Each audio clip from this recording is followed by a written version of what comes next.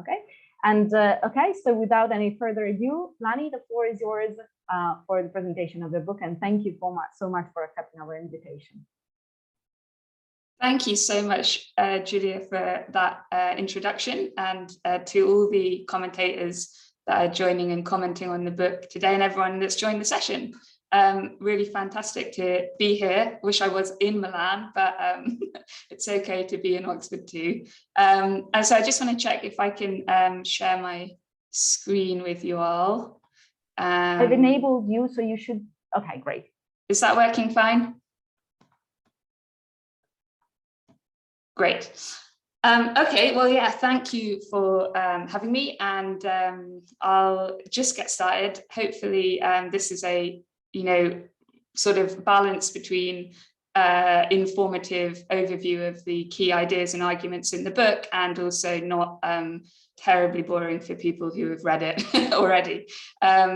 So the book is, of course, called The Right to Know, Epistemic Rights and Why We Need Them. And in it, I address these 5 questions.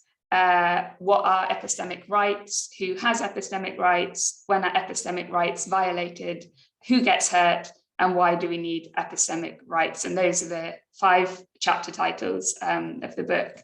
So I'm seeking to provide a conceptual framework in the book and a vocabulary with which to articulate a unified set of harms and wrongs in the epistemic domain. And those derive, of course, from the central concept, which is epistemic rights. I think that this is a concept which is very current. It's ripe for the picking in contemporary epistemology, which has taken like a dramatically political turn in the last 10 years. And I think we stand to benefit from analysing, articulating and deploying the concept of epistemic rights in this kind of information-centric world that we live in currently. So the book has these 3 central aims. Firstly, I want to draw attention to this unified class of epistemic rights. I want to demonstrate when and where epistemic rights arise and when and where they're violated. And I want to articulate the harms that are caused by epistemic rights violations, as well as providing a language in which to advance their promotion and protection. So in a nutshell, I'm looking to advance the case for thinking and talking about epistemic rights. And I think that understanding the nature and the scope of these rights as both legal and moral rights, and recognizing that harm that is caused by the violation of epistemic rights is an increasingly important aspect of the contemporary moral and legal landscape. So in the book, I draw on a number of real-world cases. I'll give you an overview of the central case just now for anyone who doesn't know, because it's quite an important sort of theme that runs throughout the book and carries some of the argument into the kind of real-world context that I'm interested in. So the case concerns the pharmaceutical giant Purdue Pharma and the current US opioid crisis. So in May 2007, Purdue Frederick Company, Inc., an affiliate of Purdue Pharma legally, along with 3 of its top executives, were ordered to pay fines totaling $634 million after pleading guilty to criminal charges of misbranding in relation to the opioid-based painkiller OxyContin. And among other things, the company falsely claimed that OxyContin was less addictive than other opioids on the market and less subject to abuse. So in a recent book-length expose, New York Times journalist Barry Mayer argues that Sackler helped pioneer, this is a quote, helped pioneer some of the most controversial and troubling practices in medicine. So its aggressive marketing of OxyContin allowed Purdue to make liberal use of fabricated information about the addictive properties of OxyContin. They repeatedly issued false claims about the effectiveness of the drug, about the likelihood of harmful withdrawal symptoms, and about the potential for abuse. They armed a sizable sales force with graphics, information, charts, and so on that downplayed the addictive properties of OxyContin and trained salespersons to respond to concerns by conveying the completely false message that the risk of addiction was less than 1%. So investigative journalist for the New Yorker, Patrick Radden-Keefe, had this to say in 2017. As late as 2003, the FDA, the Food and Drug Administration in the US, sent Purdue a warning letter about ads that grossly overstate the safety profile of OxyContin by not referring in the body of the advertisements to serious, potentially fatal risks. So through its aggressive marketing of OxyContin, Purdue Pharma controlled the extensive and systematic spread of false and misleading information throughout the US medical community for the purpose of profit. And in a 2007 trial, the company was taken to court, and the company executives were forced to admit that Purdue had marketed OxyContin with the intent to defraud or mislead. So this is one of the reasons I use this case, because it gone all the way to trial, and this is what was said of the marketing strategy. So I'm not, in jeopardy of libel in any way if this is what was said in the court proceedings and what they were charged for. So the deliberate spread of false and misleading information is central to this case. And it amounts, I argue in the book, to a serious and harmful violation of epistemic rights. And that they include the epistemic rights of many of the medical professionals targeted by Purdue, and also, of course, of the patients. So the Purdue Pharma case is one of many that I talk about in the book. It's a central case, and I think it demonstrates the need for common conceptual and linguistic resources to articulate and to address a distinct form of serious and harmful misconduct in the epistemic domain. Okay, so that's the central case of the book. What exactly are epistemic rights? So in simple terms, I say that epistemic rights are rights to epistemic goods, such as knowledge, information, understanding, truth, and so on. The right to know is one of these rights, but also the right to be informed, the right to understand, and the right to truth, and so on. And crucially, epistemic rights are first and foremost a form of rights. And by that, I mean to simply emphasize that they're as substantive as any other form of rights, like workers' rights, children's rights, property rights, and so on. So the difference is only in the content or the subject of the right. Property rights concern property, and epistemic rights concern epistemic goods. So just take an example, your mobile phone, you've got property rights regarding your mobile phone, and you've got epistemic rights, or not, as the case may be, regarding the data on your mobile phone. And the former is a property right because it concerns property. The latter is an epistemic right because it concerns an epistemic good, the data. That's a simple explanation. The technical explanation, or the technical definition that I provide in the book, is that an epistemic right is a complex entitlement that provides justification for the performance and prohibition of actions and omissions concerning epistemic goods.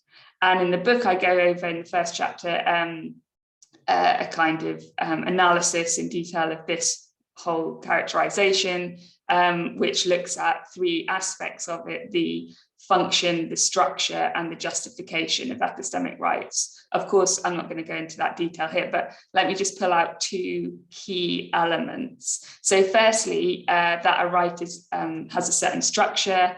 It's a complex entitlement, which means that it's structured by these four senses of the term right that were originally identified by the legal philosopher Wesley Hofeld.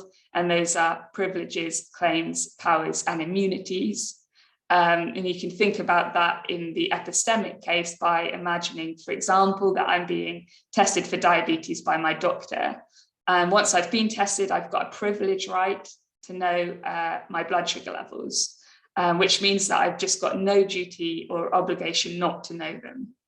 I've also got a claim right to know my blood sugar levels, which means I've got a right for that information to be given for me, and I've got a right to prevent my doctor from misinforming me about my blood sugar levels.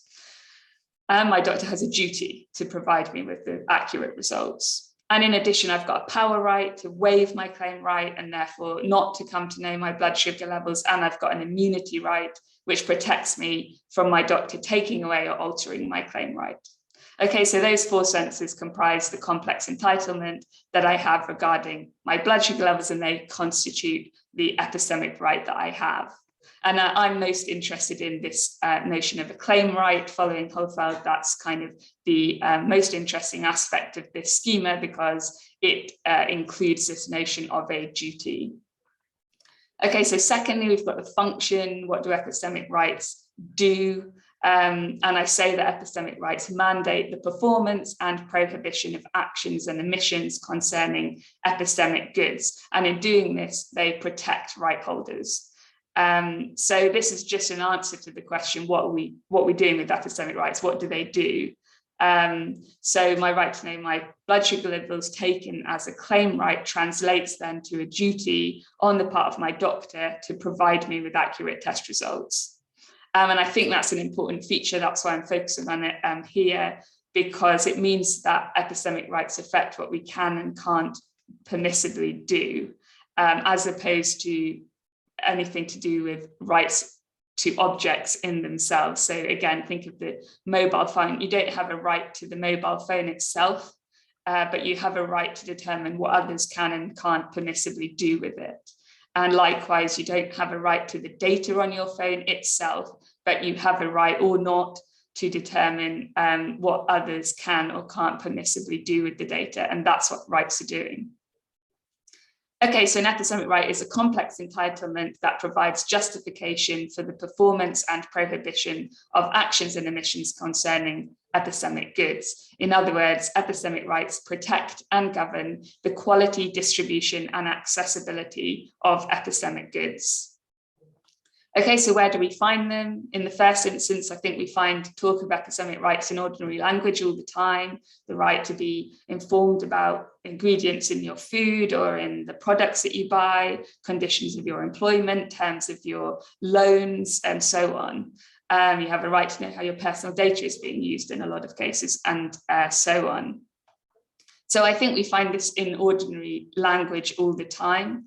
David Cody has a good quote where he has a brief comment about the right to know, and he says, it's in ordinary thought. As when we say, for example, that a patient has a right to know his or her medical condition, a soldier has the right to know the cause for which he or she is fighting, or that the public has the right to know about the activities of certain public figures.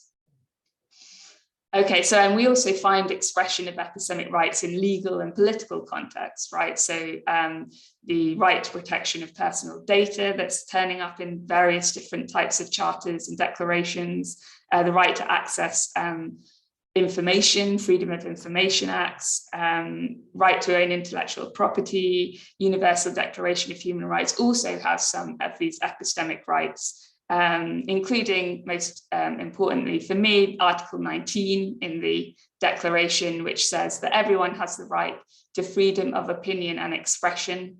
This right includes freedom to hold opinions without interference and to seek, receive, and impart information and ideas through any media and regardless of frontiers.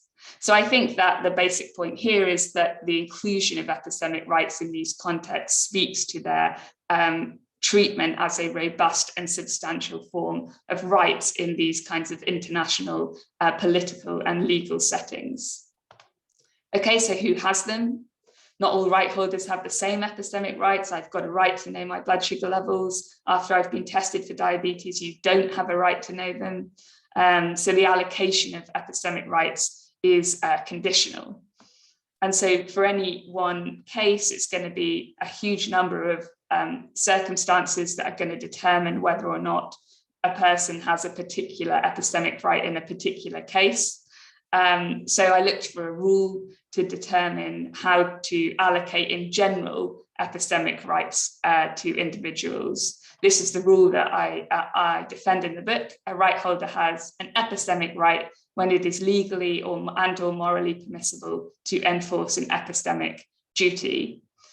This rule applies specifically to claim rights because it has this central notion of a duty, which tells us that epistemic duties are important to the allocation of epistemic rights.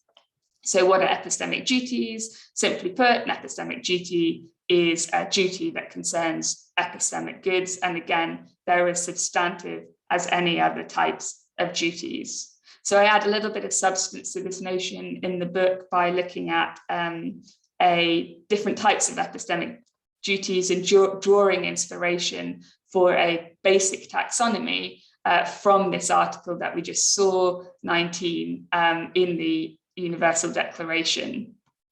So that article is usually thought of as the article covering a person's right to the freedom of expression, which of course it is, but it is also a right to seek, receive, and impart information. So I think that these rights correlate with the basic taxonomy of epistemic duties to seek, receive, and impart epistemic goods. And I call that a basic taxonomy because it's just a basic frame for the construction of a more complete and complex taxonomy of epistemic duties. But I think it's the frame around which that taxonomy could be built. Indeed, that basic taxonomy of 3 epistemic duties is immediately doubled when you notice that they all have a negative counterpart: to seek, not to seek; to receive, not to receive; to impart, not to impart. And you can see that taxonomy at work in the case of the doctor and the blood sugar levels, right? The doctor has a duty to seek the test results. He has a duty to receive test results. If someone else did them, he has a duty to impart the test results to me. He's also got a duty not to seek out irrelevant information about me, for example, not to receive it, or to impart personal information about someone else to me, for example. So those are the 6 basic epistemic duties. Now, this has all been roughly philosophical analysis, but I just want to end by noting that the book is also political in nature, or at least it's meant to be, providing some groundwork for a political as well as philosophical discussion. And that's part of the reason why I draw on case studies throughout the book. And I kind of have a whole range of case studies in the book that span employment laws, abortion laws, adoption laws, whistleblowing cases, AIDS denialism, political campaigning, and lots of others. And these are really designed to demonstrate where and when epistemic rights are violated, and therefore kind of get into the more political angle on the discussion. So when are epistemic rights violated? I argue that an epistemic right is violated when any epistemic duties resulting from that right to perform or not to perform certain actions are unjustifiably disregarded. So epistemic rights can be violated in numerous ways under this definition. And in the book, I discuss these different forms of violation with reference to different case studies, including the Purdue Pharma case. So briefly, just recall that in 2007, Purdue was charged with criminal misbranding of the opioid OxyContin after admitting that the marketing was done with the intent to defraud or mislead. That's a quote. So Purdue consistently and systematically distorted information about OxyContin, and as such, the company and its executives unjustifiably disregarded the epistemic duties, and in doing so violated their customers' epistemic rights. I think several prominent forms of rights violation can be illustrated using this case. So I talk about, for example, propagation of false and misleading information, the withholding of accurate information, failing to collect, take seriously, and publicize relevant, important information, and also the abuse of perceived epistemic authority. For now, the simple take-home message of this part of the book, and perhaps the book in its entirety, is really this: epistemic rights violations cause harm. They cause both primary epistemic harms in the form of what I call epistemic injury and epistemic insult, and also secondary harms, which may be epistemic or maybe more practical harms, physical, psychological, emotional, sexual, financial, and so on. And that brings us to the final question, which is discussed in the shorter last chapter of the book. Why do we need epistemic rights? So I think that question divides into two sub-questions. First, why identify epistemic rights as a distinct and unified class of rights? And second, why appeal to the language of rights at all? And I expect this will be some of the content of the discussion that we have to follow. To give you a kind of prelude to some of my answers to these two questions. First and foremost, taking the first question first, I think there are three good reasons to identify epistemic rights as a unified class. I think this names and identifies a feature of our moral landscape. I think it allows us to identify previously unrecognized or underappreciated harms and detect new ones. And I think it allows more effective protections in the form of education, regulation, and legislation. On the second question, why appeal to the language of rights at all? First and foremost, this is a kind of central claim of the book. Epistemic rights just are rights, and that's why we need to use the language of rights, because it's the only language that's going to do the job. But obviously, rights language has its critics, and so taking that answer a little bit further, I again think there are three reasons to use the language of rights. Firstly, rights have this unique capacity in our moral discourse to direct conduct in a unique and a consistent way. They provide a basis and a mechanism for holding those responsible for harms and wrongs to account on both moral and legal grounds. And I think that the language of rights has a distinctive rhetorical force that can be deployed with caution effectively in the epistemic domain. Okay, so that's really all I have to say. I think that epistemic rights are one piece of the conceptual puzzle that can and should play a role in articulating and addressing the harms that are caused by epistemic rights violations, and thus they are an important part of the moral and legal landscape of the future. And thanks very much. I hope we have plenty to talk about. I'm sure we will, and I'm really looking forward to hearing the comments. Thank you so much, Lani, for this interesting and explanation of the main themes of the book. And I will leave the floor directly to Franca D'Agostini for her comments. Franca, the floor is yours. Franca, you're muted. You have to open your mic. Sorry.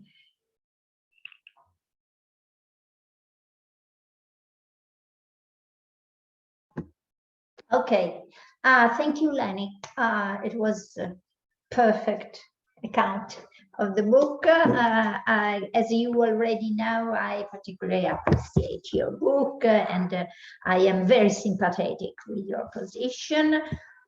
But I want to launch a provocation for me and for you, for both of us, and evidently also for Maurizio Ferrera, who constructed the theory with me about alethic rights, the rights related to truth.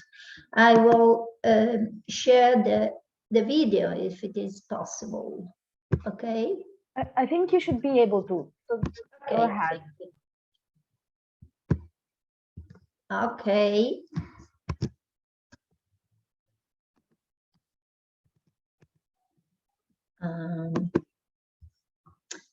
Can you read? Everything is okay? Yes, Franca, great. Thank you, Giulia. Well, the question is, do we really need epistemic or alethic rights?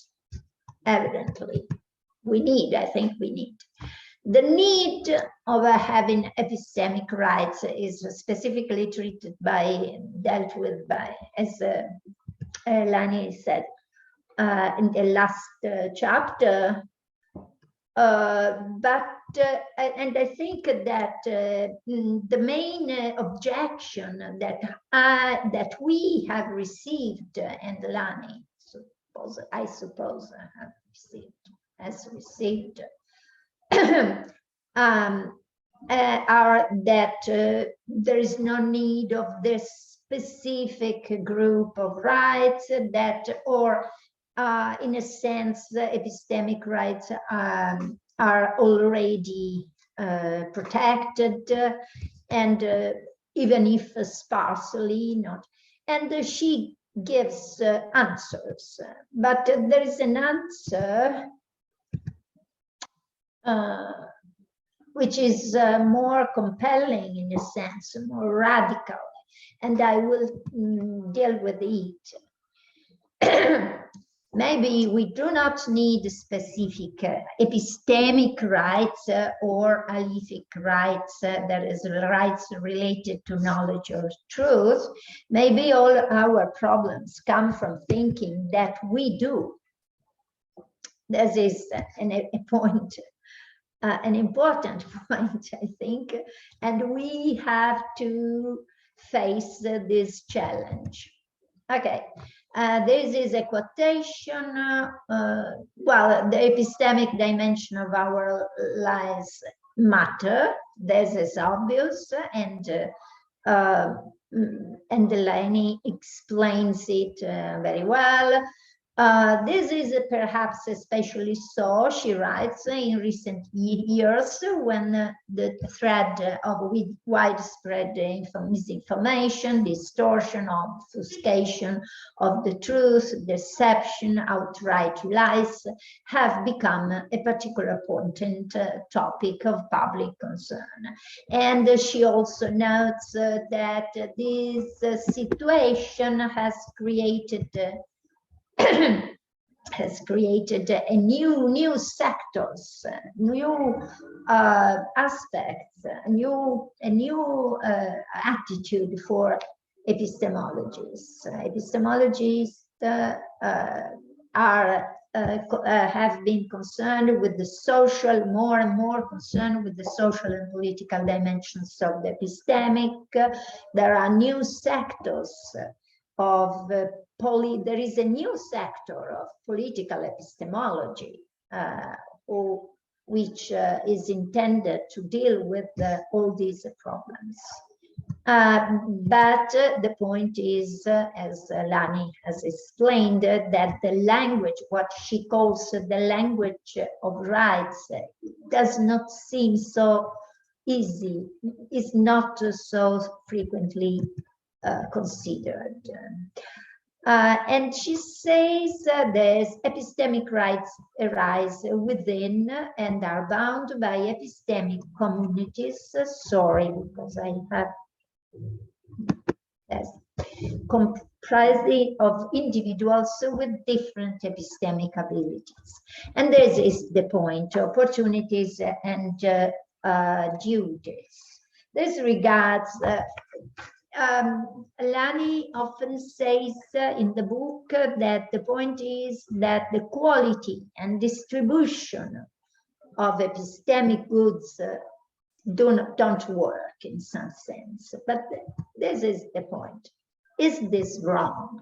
Maybe this is not wrong. That maybe the fact that people must have, in a sense, people must have different epistemic abilities, opportunities, and duties.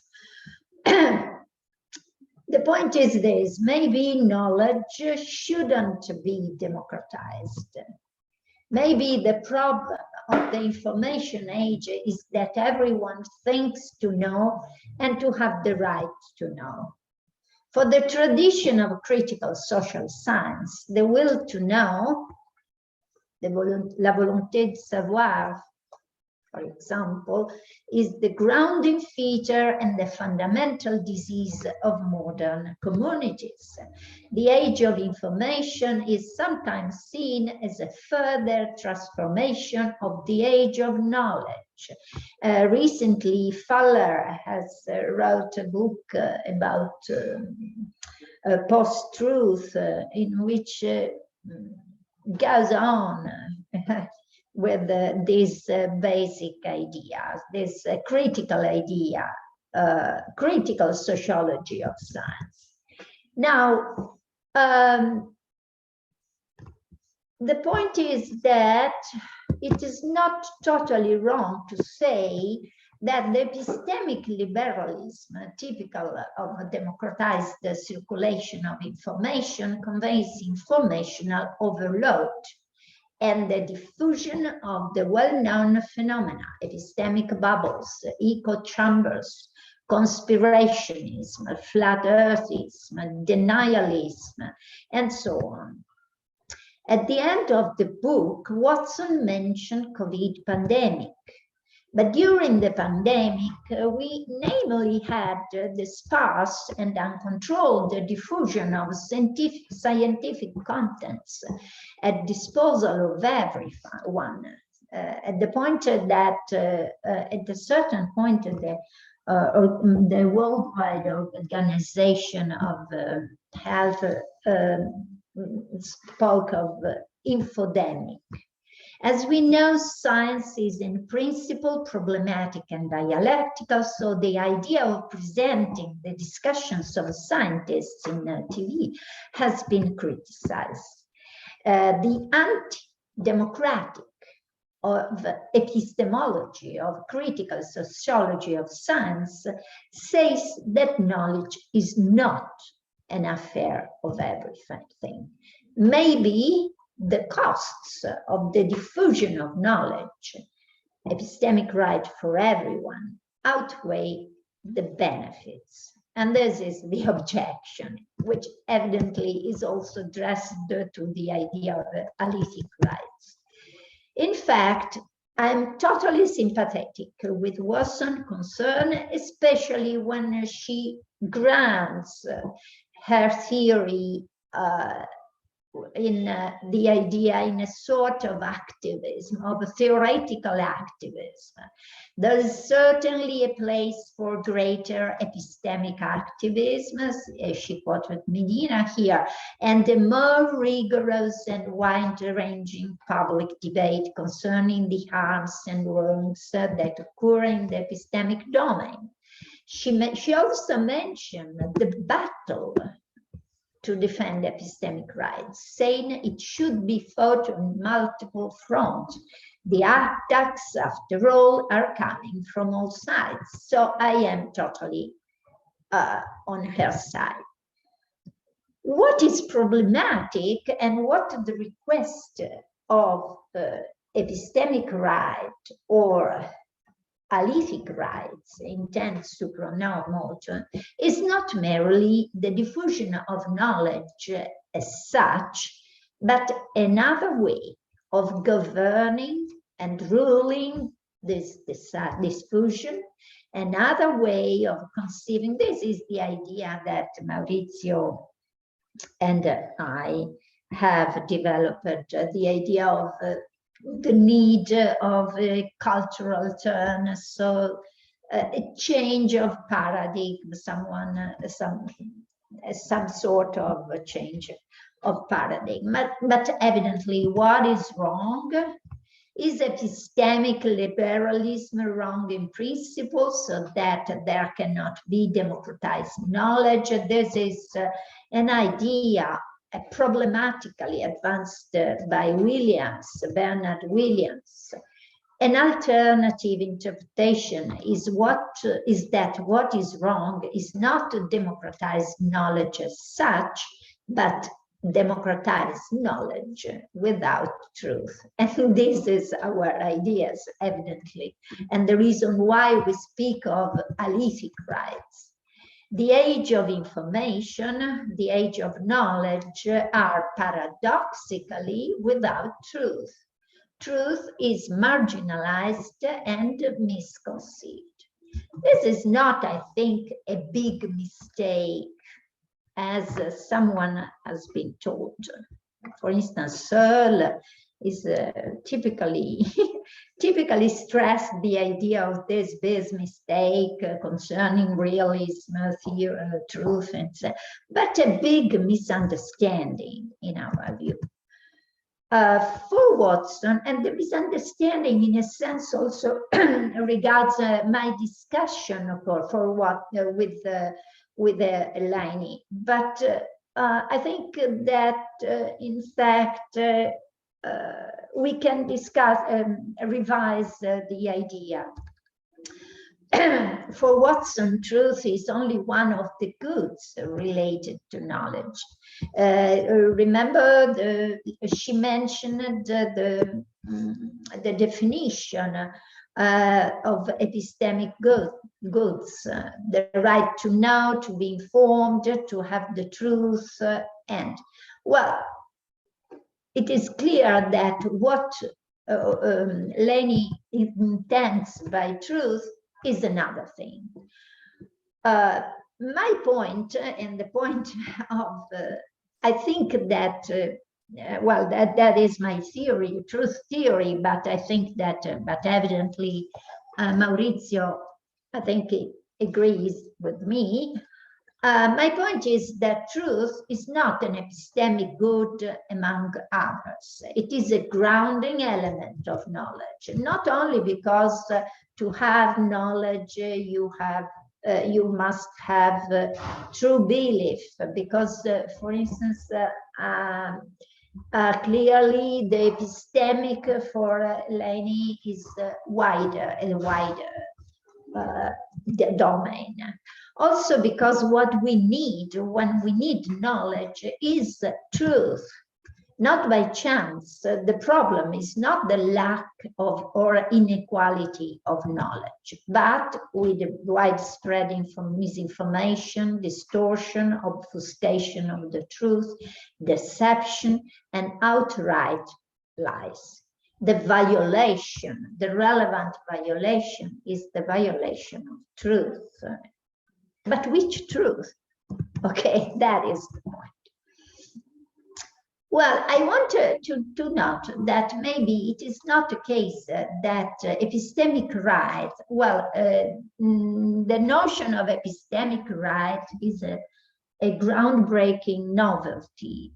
Before Lani's book, as far as I know, only Venner worked on them and used the term epistemic rights, but as Lani acknowledges, he diminishes the importance of epistemic rights as true rights and reduce the impact of the epistemic rights.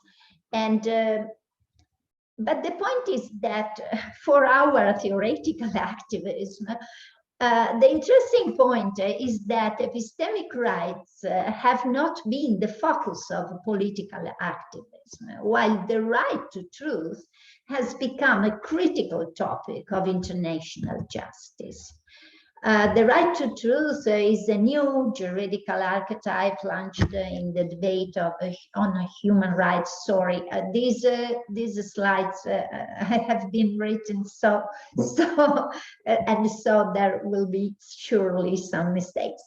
Well, in the second half of the 20th century, and have been formalized, more or less formalized around the 2000. There are still discussions about its being a true right to be protected by positive norms and measures. The project with Maurizio is based on noting that when we speak of the need for truth, when we claim for truth, or in general, when we refer to truth in political or social or legal context, in fact, I think in logic as well as in argumentation theory, but this is another question. We do not speak of truth as verum, what is told and more or less generally believed true, or as factum, mere factuality. We speak of the ancient aletheia. So we speak of alethic right and not of veritistic or epistemic rights. A theory of truth, well, I don't want to obsess you with my theory of truth, because it is very boring also for me, maybe. A theory of truth as aletheia includes only two theses. First, the independence thesis, the subsistence of an independent reality. So realism, to have truth, you need to have unspecified facts, truth makers. The exclusion thesis, if P is true, then not P, and all the opposite contradictory theses must be untrue. In thinking and saying that P is true, you are or feel committed to reject the opposite. Both theses are the mark of alethic dogmatism, respectively, the eye of God, the fifth on the table. But we use both in function of the skepsis, the research. Let's take the contextual uses of truth. In them, skepticism is dominant. We do not say it is true that today is a sunny day or normal condition. We say today is a sunny day. This is the theory of redundancy of truth. We say it is true if there is a controversy. Someone says it is, someone else says it is not. Or if we discuss, Giulia says today is not a sunny day. No, it is true that today is a sunny day. It is true what Maurizio says. Second, we do not think whether a thesis is true if we do not have doubts. For instance, I read the newspaper. If I don't think about, well, it will be true, will be false. For me, everything is true. If I have doubts, I think of truth. We use truth and think about truth when we have to convince someone that flat earthism is wrong, or that vaccines may have collateral effects, but it is better to do them. We use truth when we want to deceive someone, and this is the reason why even liars need truth. That is what ancient philosophers said. We use truth when we want to reveal the crimes of government, and we use truth in inferential cases when we want to reflect and to draw from some premises taken as true a conclusion supposedly true as well. The most evident cases in which an alethic concern has arisen in political and juridical language are the cases connected to the right to truth. Manfredo Velázquez Rodriguez was tortured and killed by agents of the Honduras government. After a long troubled trial promoted by his sister, the truth of this brutal murder came out. The case Velázquez versus Honduras launched the right to truth as a new and primary human right in international justice. Manfredo's sister paid which is it is the same situation of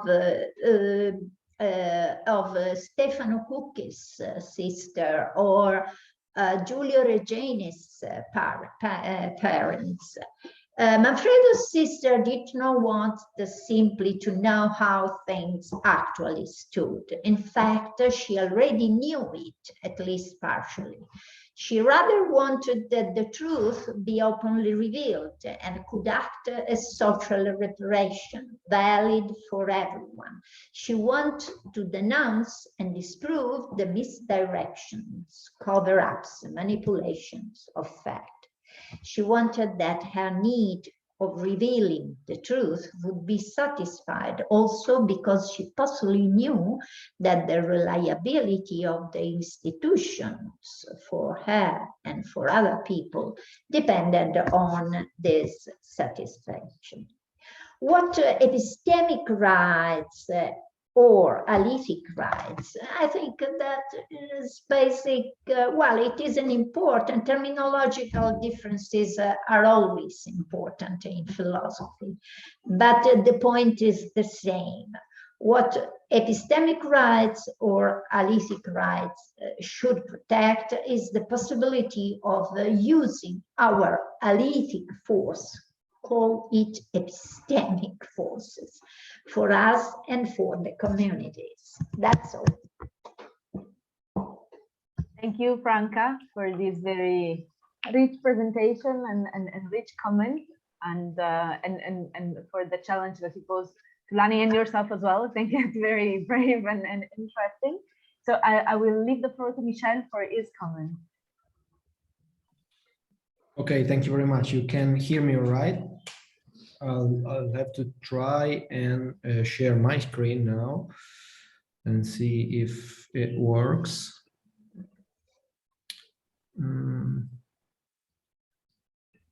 So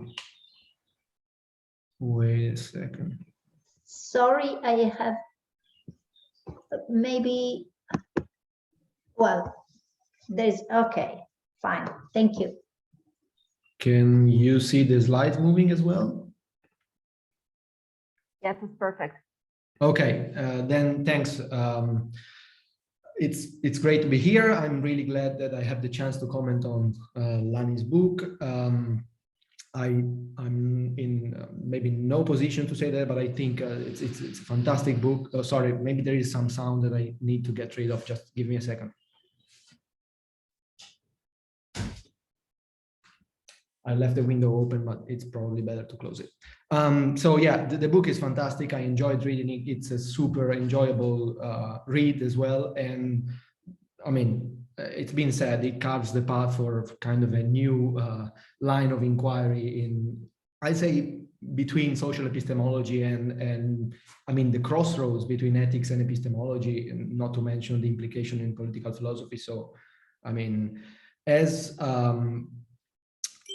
since it is a great book, it's been a struggle for me to come up with serious objections. And so what I will try to do is, let's say, push a little bit on three topics, let's say, on three of the lines that Lani offers throughout this book. And the first one has to do with the nature of epistemic right, whether the epistemic rights have anything, let's say,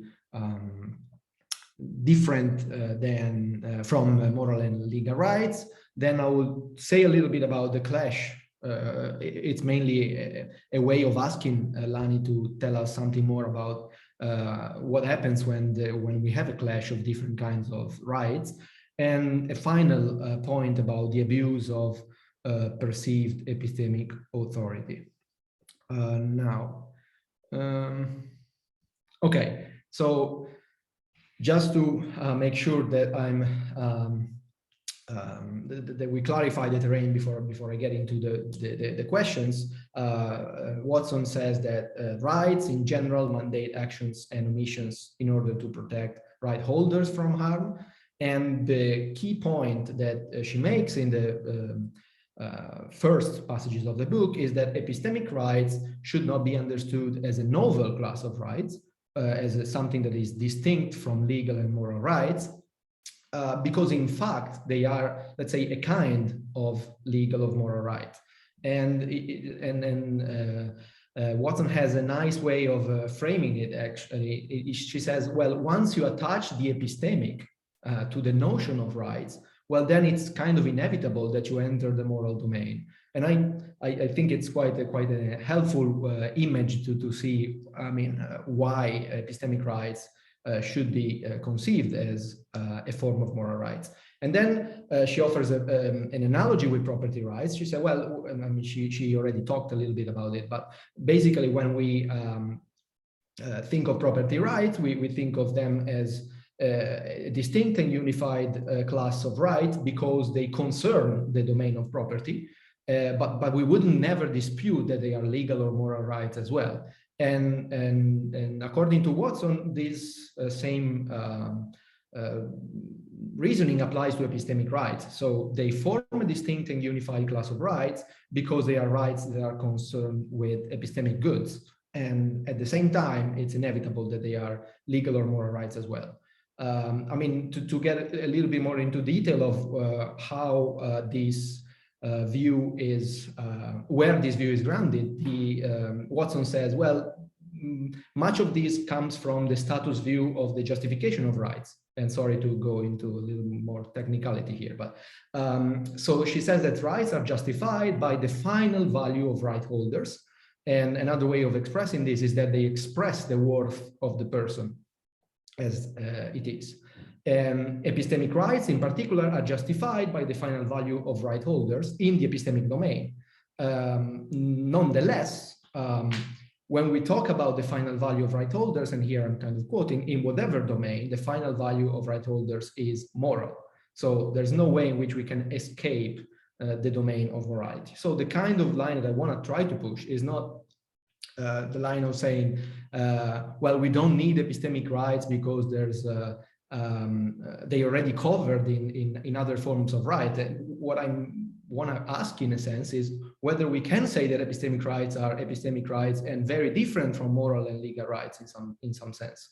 I'm not sure I will get to show this, but at least I'll try to push Lani to say something more about this.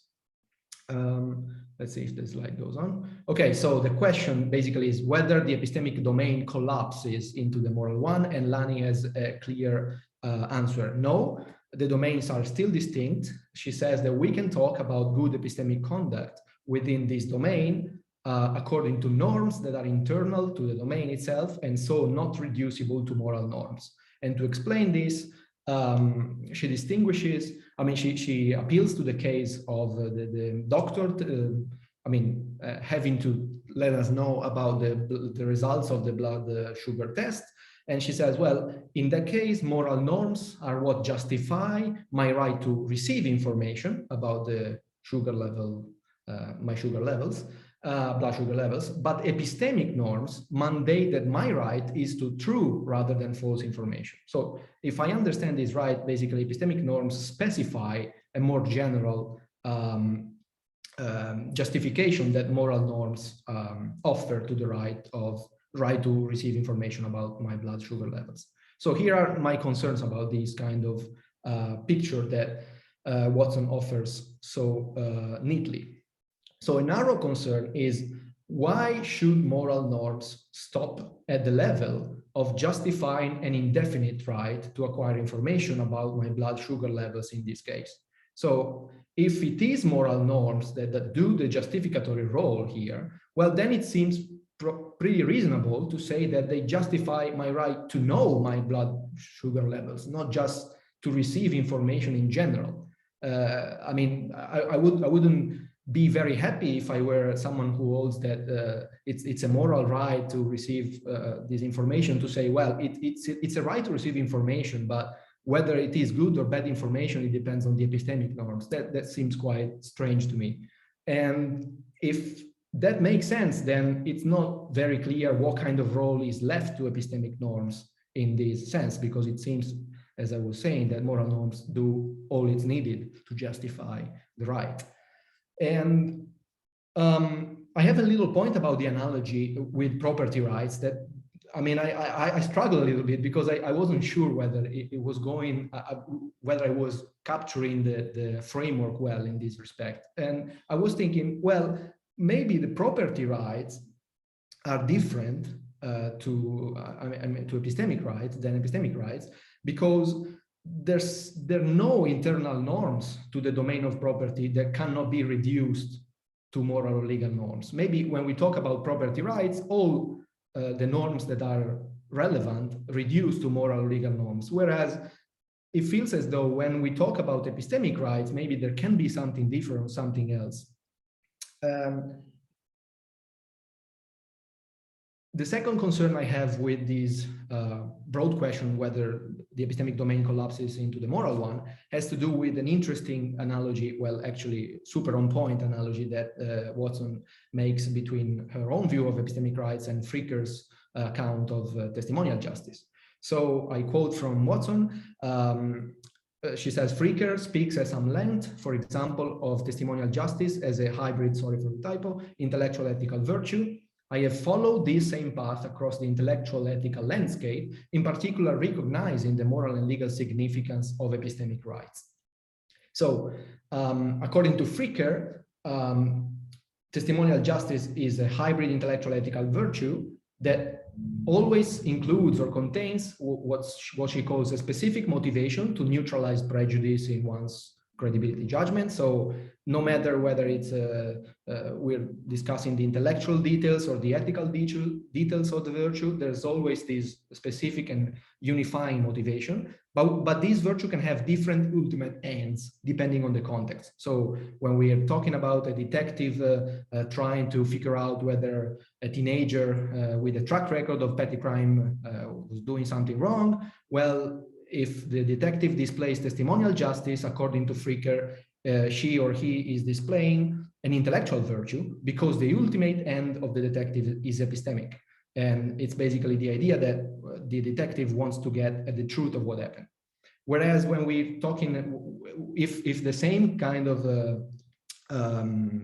teenager is talking to a counselor, the counselor has a completely different end. So the counselor wants to understand the real causes of the antisocial behavior of the kid, and so wants to get clear whether there can be mitigating factors or excusing factor for his behavior, and therefore the counselor, according to Fricker, displays a moral virtue. So this is to say that Fricker has a contextualist take. She says that my argument that the virtue of testimonial justice is a hybrid virtue depends simply on the fact that when we look and see, we find that correcting for prejudice is necessary for avoiding missing out on truths offered by an interlocutor and necessary for avoiding doing them an injustice in their capacity as a knower. So basically, she says, depending on the difference in the ultimate end of the action, the conduct that we are evaluating, we can assess whether testimonial justice turns out to be a moral or an intellectual virtue. Now, going back to Watson, I'm not sure whether she is taking a similar contextualist path as regards the relationship between epistemic rights and moral rights. As I understood it, epistemic rights appear to be a kind of moral rights, always, and it is not the ultimate end of the epistemic conduct that makes a right an epistemic one, but rather the fact that epistemic norms specify more general norms. And here I'm kind of leaving this as it is because I just want to hear more from Lani.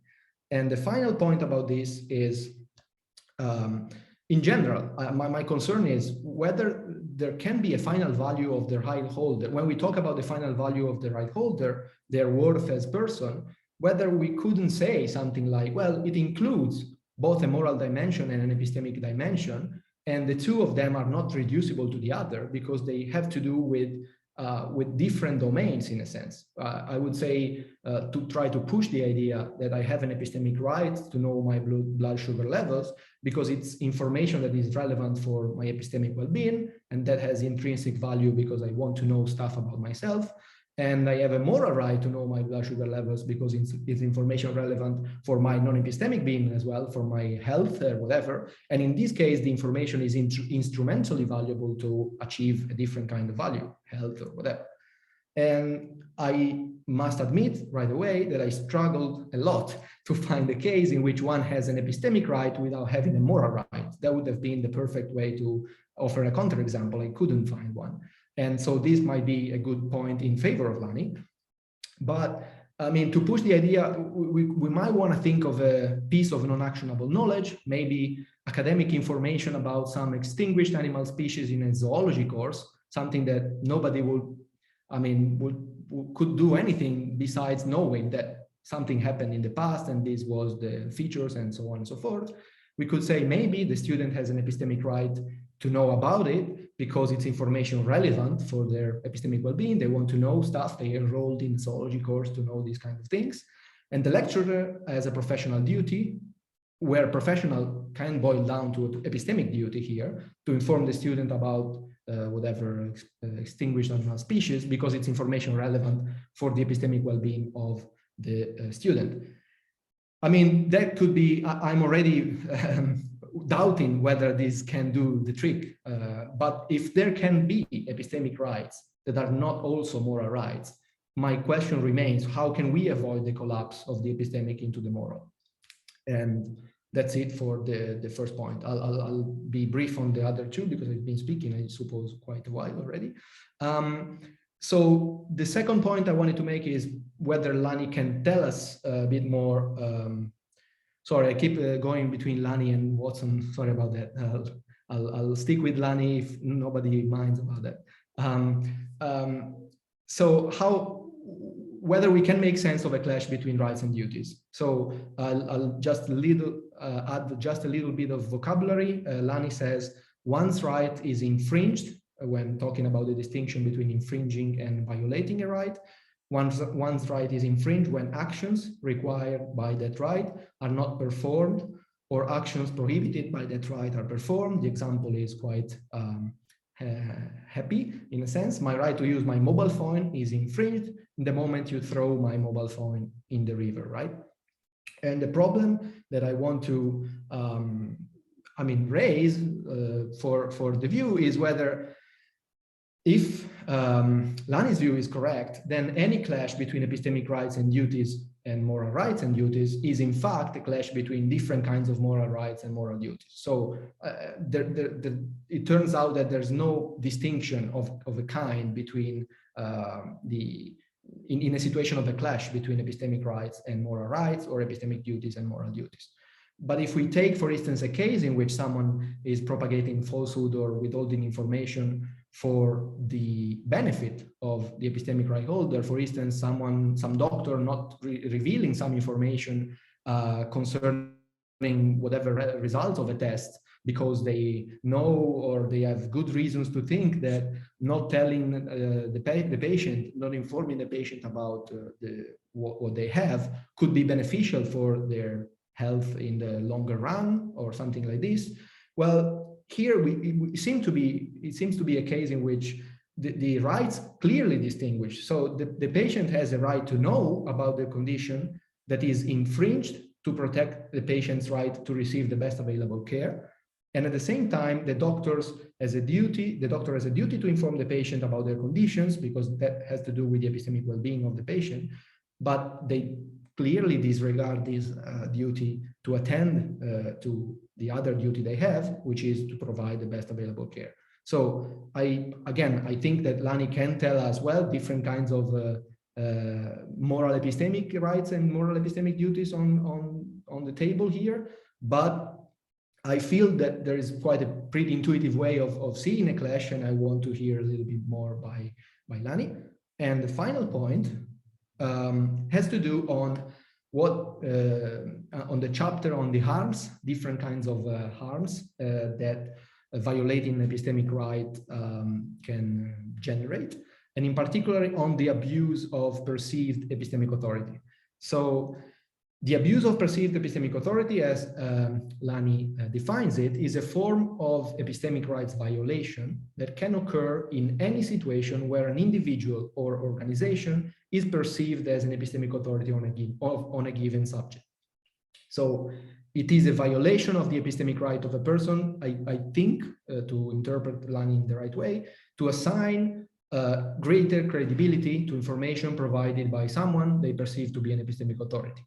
And but quoting from her directly, she says, a person is more likely to believe information on a given subject when it comes from a source that they perceive to be an epistemic authority, especially if they have good reasons for doing so. Here, the line I want to push is just, I think that Lani has to specify this a bit better, maybe. And here are the two concerns I have.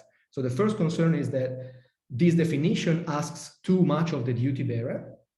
So here, when Watson discusses this case, she relies on the Purdue Pharma example that she already explained to us.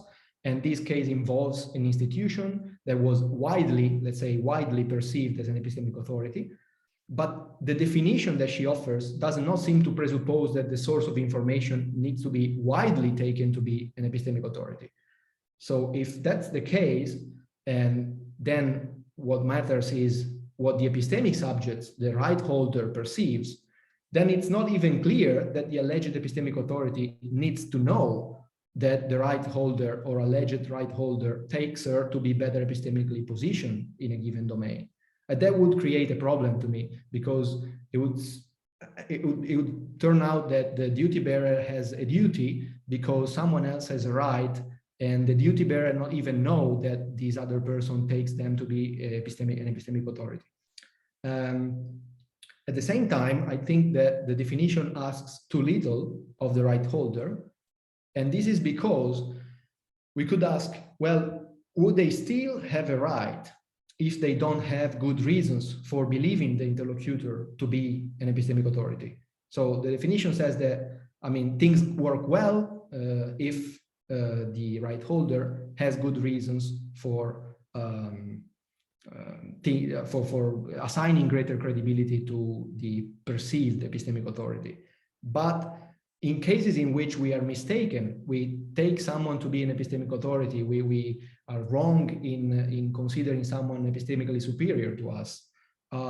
Do we still have this right? Because it feels like there's something wrong in saying, well, as long as I perceive someone to be authoritative, epistemically authoritative in a domain, or an expert in a domain, well, this person has a duty to respect my right to assign greater credibility to whatever they say. And I stop here, and I thank again Lani for a great book. Thank you, Michel, for these very interesting comments. And I leave the floor to Maria Paola for her talk. So I won't share the screen. I hope will be clear my discussion even without a PowerPoint. So I joined the others saying that this was a wonderful book, and a book that is very much needed. And for the reason the other people already say, that it reveals this inextricably political aspect of the epistemic. And I think this is really important, and is a great job that you're doing. And as the others, so my comments are more notes to myself, in the sense that while reading the book, I was really thinking, is this really that we can have this unified class of epistemic rights that, at least in the understanding, so Michel made me think that maybe it shouldn't be like that, but I thought is a subclass of moral rights. And so I just have 3 points. One is whether epistemic rights can derive directly from an idea of respect. So what you call an injury, an epistemic injury, derives directly from the idea of respect, or whether it's mediated by other interpretations of respect. And the second is the intersection between epistemic duties and doxaxis duties that you recognize, you acknowledge in the book that it might be problematic, and I wanted maybe we could elaborate together on this. And third is, on the one hand, the abuse of perceived authority as violation of rights, and at the other hand, the deprivation of deserved epistemic authority in cases of injustice. So first of all, whether epistemic rights derive directly from an idea of respect. And in a way, when you discuss the Purdue Pharma example, it is quite obvious that it's a sort of manipulation. So you use an epistemic good, so information, in order to influence the behavior of agent that should be treated as autonomous, so able to make their decision on the correct piece of information. But as Michel and Franca was saying, well, it's not just that it's a piece of information. So it seems that we need something more. So even if Purdue Pharma deliver information on the safety of the drug based on the fact that the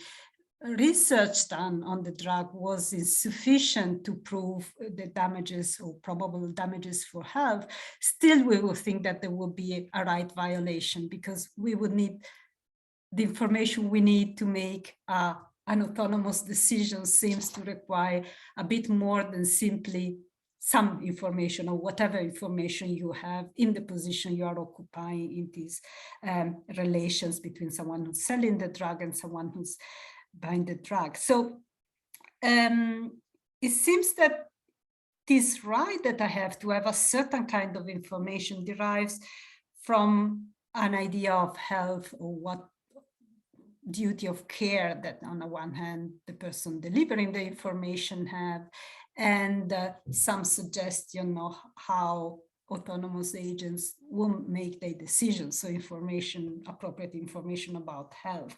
So in a way, this idea of respect is not, and if we look at the other example that you offer, that on abortion, I think it becomes even more obvious that we think, okay, there is a beating heart, and a woman who, as an autonomous agent, is deciding to stop that beating. And we think, okay, so an autonomous agent should know and could waive the right to know, but there is also a community. And what we find disturbing is that this information is used from one part of the community to manipulate or influence or whatever, force the decision in a way or the other, or a community that has the right to say, well, whoever in our society decides to stop this heart beating should know what is involved in this operation. So it should not be just the surgeon, should be also the person deciding. So in a way, it's difficult to know who has the burden of justification in this case. Yeah? So whether the right is on the woman or on whatever community decides to impose this duty to know. Yeah, so is a right to know or is a duty to know? And we see that there are many situations in which it's very important to spell out what is the moral framework, what are the moral rights behind that in order to know where the burden of justification lies. And similarly, I thought when you discuss question of consent, I was a bit surprised that you use sexual harm as a separate kind of harm. And you think, well, if it was just the epistemic side of consent, then any form of consent is invalidated by the lack of appropriate information. So if there is deception, so what is really bad is deception. So why do we have to think that sexual harm is particular? So is obviously the result is an empirical outcome, but is not a particular kind of harm. Yeah, is just that the consent is not there where we think there should be. So in a way, the question is just a relevant kind of harm that we are interested in, or is rather that we establish first a right. So we establish that first there are some epistemic rights or some moral rights that are epistemic because of the particular goods they deliver. And then we decide that this is a harm. So it's a bit what Feinberg was saying about rights. So it's difficult to know that is a harm if we don't have a right that specify that this is harming. Yeah? And so I find myself in a bit of circularity in this. And in a way, it would be good to say, okay, in the moment in which we say, okay, these are the epistemic rights, then we know also when a harm is an epistemic harm. And moving the other way around seems to be a bit difficult. And the second is the intersection between the epistemic duties and the doxaxis duties. So, and I was thinking especially of your example where you discuss the baby and say, well, the baby obviously has an epistemic age. So we don't think a lot of the baby as an epistemic agent because you want to do a lot of the information, but still we think that someone should know the blood sugar levels, but should also get them right. Yeah. So in a way, we think it's not that you have just, again, it's not just share information, is a particular quality kind of information and probably goes in this alethic direction that we want the physician to do some particular test and to do it with diligence and taking care of giving you the correct result. And the fact of the right holder seems to be in a way secondary to the duty, which is a doxastic duty to employ certain reliable method of knowledge that are through conducive or aletheia conducive, so that we can check that he did what he could do in order to deliver appropriate testing to the parents or whoever can use this information. And so again, like, I think this also put us in a better position to say, what should we do about self-deception? Do we have a right against people's attitude to self-deception? And I think we want to say we do. Yeah, so but it's difficult. Yeah, it's a quite strong right to have, that people don't commit self-deception. I tend to think that at least in this sort of let's say professional relation or formal relations, we can ask people to employ some doxastic practices that are accepted in the society, so that we share. So the kind of duty of the physician is decided on the basis of certain doxastic practice that we think are through conducive, aletheia, conducive, or something that goes in that direction. So I find Franca presentation quite enlightening in this sense. But it seems that this is what we are too, yeah. So that we want something more substantive than just information. And the same seems to be when we think of the right of being heard, or taking seriously what people say. So in all these cases of epistemic injustice, it seems that what is going on there is not just that we have to hear everything people have to say, or that we have to take seriously whatever people write on their social networks. So it seems that, again, like there should be some sort of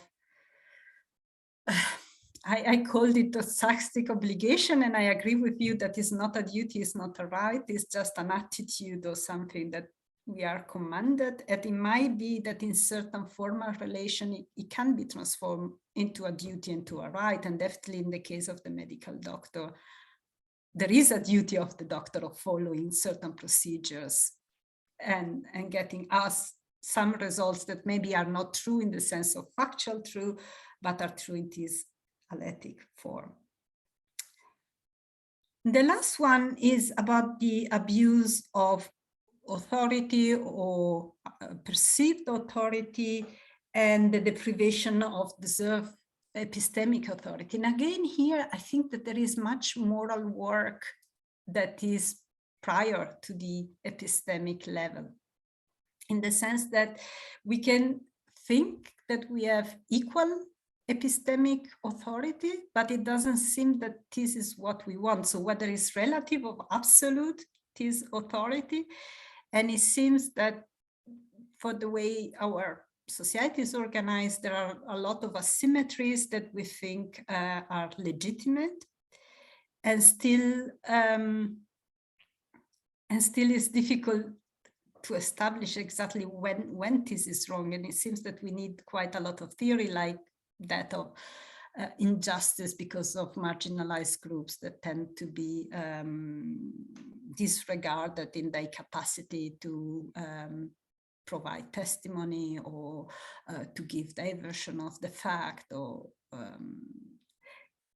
but again, like it seems quite difficult for me to see again. So what is exactly that we are distributing? Because definitely we are not distributing authority equally. We think that authority involves some responsibility, and this responsibility shouldn't be abused, definitely. But again, as it seems to be something that we can not put the finger on when we do. So there are some cases exactly that are very vivid examples in which we say, oh yes, that there is an injustice, so there must be a violation of our rights, but it's really difficult to put the finger in what is exactly that is violated and how do we know that in this case is so, and in other cases we don't even notice, or we think it's justified that there is a unequal distribution of epistemic authority, and we think is advantageous for the way we know in our society. So the distribution of epistemic authorities is a feature, and deference to epistemic authorities is a feature of our society that we praise.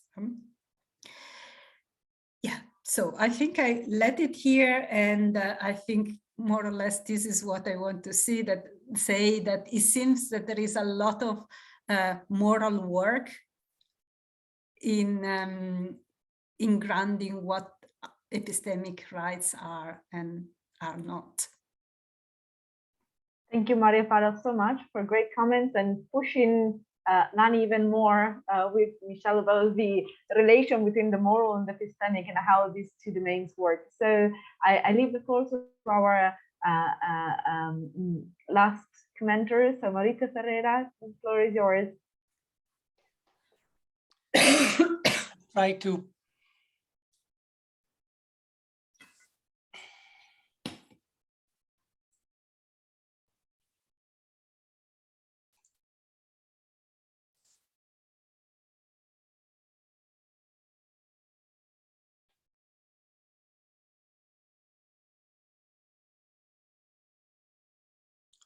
Uffa, they never asked me this.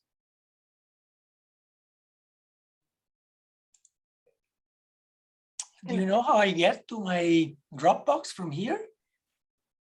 I want to upload.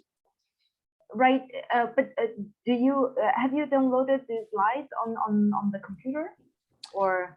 I should have, perhaps. No, they are on my computer. Okay, because I think that you can share the screen and then find the slides if they are on the computer.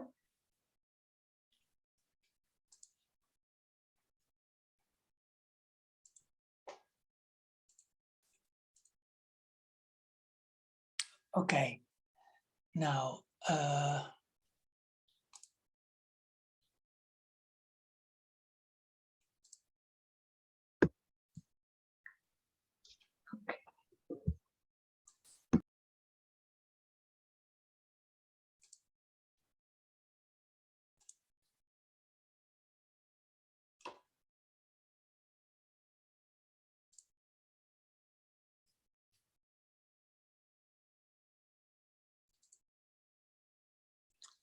mi dice schermo, lavagna. E tu quando condividi lo schermo vedi le opzioni e tu scegli la finestra. La finestra dove fai? Sì, ma ti conviene aprire la presentazione? È già aperta, non la vedete? No, noi vediamo la cartella all'interno della cartella. Sorry for the Italian, it's just faster. No, sorry. Se tu apri il file, poi dovresti essere... Sì, Giulia, perché quando fai share il video si presentano diverse opzioni. Sì, ok, sì. Tu devi scegliere l'opzione con la tua presentazione. Sì, però non la trovo la mia presentazione, devo trovare un modo per... Ma come? Non l'hai aperta? È aperta, sì, è aperta. Allora, quando fai condividi il video, quando clicchi su condividi il video, dovrebbero aprirsi varie opzioni, tra cui anche la tua presentazione. È strano che non si apra.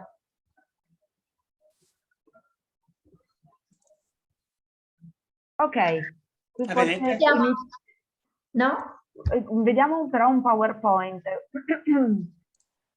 Lo vedete? No, io vedo... È un pezzettino di un PowerPoint. Prova a far partire la presentazione con F5. Vediamo se succede qualcosa. Ok. Ecco. Perfetto. Lo vedete? Sì. Sì.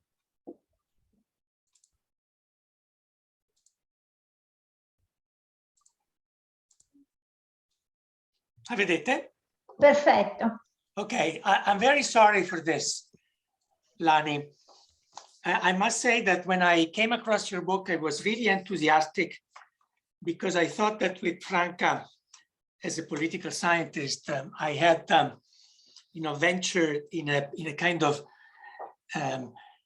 niche domain, while you have given in your book a lot of, insights and openings for me as a political theorist, political scientist, to actually develop further my argument, because I was only a temporary traveling companion in Franca's long-term project of developing a theory of truth. Although I now consider myself as one of her disciples, and my work has been to actually focus in particular on the political implications of her theory and address the question of how the notion of truth, understood as a correct use of the concept of truth in political interactions, starting from public communication in conditions of democratized knowledge, is really important, or I would say even foundational for democracy to be able to function, and even prior to that, to survive, to be able to be durable over time. And we know that long-term sustainability or durability is a top political good for any polity, and in particular for a democratic polity. So in the second part of the little book that I have written together with Franca, I have engaged in providing what I would call a political justification of the importance and the relevance of alitic rights for the quality of democracy. And of course, we knew about Hofeld, and we've also discussed a lot about how to use his approach, but eventually we opted for starting from a Weberian point of view. And in Weber, the notion of rights is intimately related to power relations. And in fact, the example of the pharmaceutical case that you give in your book can be precisely analyzed in terms of power relationship. I mean, the pharmaceutical company exercised manipulative power over the users of OxyContin. And what you're arguing, and what we argue about introducing epistemic rights, is precisely to confer to people a counterpower, to neutralize the harm, the damage, which results from the exercise of manipulative power on the side of certain actors. And if rights are intimately related with power relations, is because for Weber, rights are essentially sources of power. Power to what, or power of what? Well, the power to obtain compliance from other actors when making certain claims, not all claims, but a certain class of officially acknowledged and regulated claims. And in a democratic polity, there is an authority which has the monopoly of command and coercion. And so it is essentially this public authority that provides guarantees of compliance, both for rights and for duties. Okay, so this is the general framework that we have used. It's not very distant from Hofeld's notion of claim rights. So we are on the same line here. Okay, let me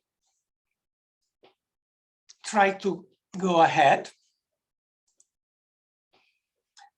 And in order to elaborate a little bit on this idea of rights as powers or sources of power, I have summarized here what I call the life cycle of rights. And you go from a micro or local dimension to a macro or institutional dimension on the vertical axis. And you go from the emergence of the life of rights to its actual fruition on the side of right holders. So let's start with quadrant 1, the quadrant where right, or the language of right even, begins.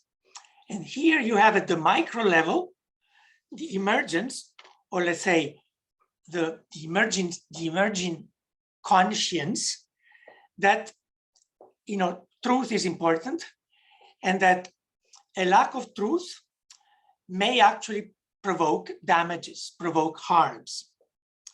And therefore, an interest in doing something about that emerges, together with some first ideas, precisely about how to establish counterpowers so that the harms of misinformation, the harms of deception can be fought, can be countervened.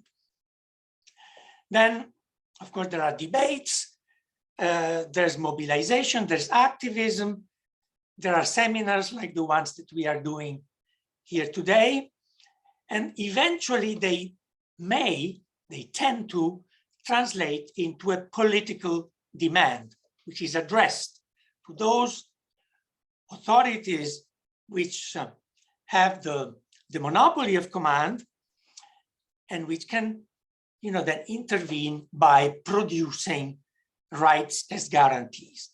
So here you have, you know, the first steps that formalizing the rights by defining more or less details, general principles and norms, such as the ones that you find in charters, various official declarations or proclamations, which produce what the literature often calls manifesto rights, programmatic or aspirational rights. They serve as guiding signposts. Okay, why? I call them soft. Why? Because they don't establish with any detail the duty bearers. And you're totally right in emphasizing that rights can only be effective to the extent that the right holders are, you know, paralleled by duty bearers. So one shifts from quadrant 2 to quadrant 3, where public authorities issue relatively specific legal norms. And here I use the vocabulary of an Italian legal theorist, Luigi Ferraioli, who has made a very interesting distinction between primary and secondary guarantees. So primary guarantees are the rights and obligations which are stipulated by the law, but they may remain dead letter if they are not accompanied by corresponding institutions which monitor the, you know, the state of affairs in society, or, well, in the case of social rights, that's very clear. You have a right of healthcare only to the extent that there is an institution that is mandated by the government to actually provide you with healthcare, free healthcare, for example, in Italy or other European contexts. But in the case of alitic right, for example, we talk about alitic institutions. And these would be institutions that need to be set up and correctly designed in order for our alitic right number 4 to be effective. So primary guarantees are not only rights established by secondary legislation, but also binding provisions that mandate